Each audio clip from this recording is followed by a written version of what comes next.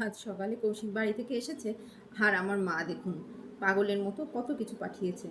যতবারই মাকে বলি না কেন, মা তোমার কিছুই পাঠানো লাগবে না, কিন্তু মা কখনোই কথা শুনে না।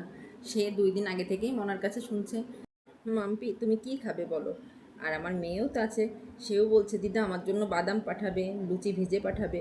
তো মা ভোর 4টা বাজে উঠে এই এত কিছু রেডি করেছে, লুচি ভেজেছে, বাদাম একবারে ভেজে পাঠিয়েছে যাতে মনা আসার সাথে সাথেই খেতে পারে, পায়েস রান্না করেছে, আর সবচেয়ে বেশি যেটা আমার পছন্দের, ঘাটকোল বাটা। আমরা এটাকে ঘাটকোলই বলি, অনেকে আবার খারকোলও বলে থাকে। তো মা ওইটাও রান্না করে পাঠিয়েছে।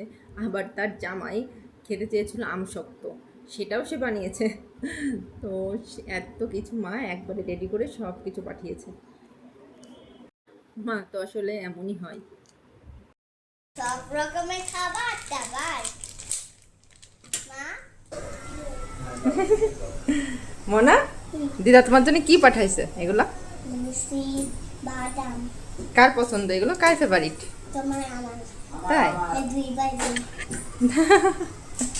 তুমি দিদাকে বলেছিলে না যে দিদা লুচি পাঠাবা বাদাম পাঠাবা, তাই দিদা পাঠাই দিয়েছে না?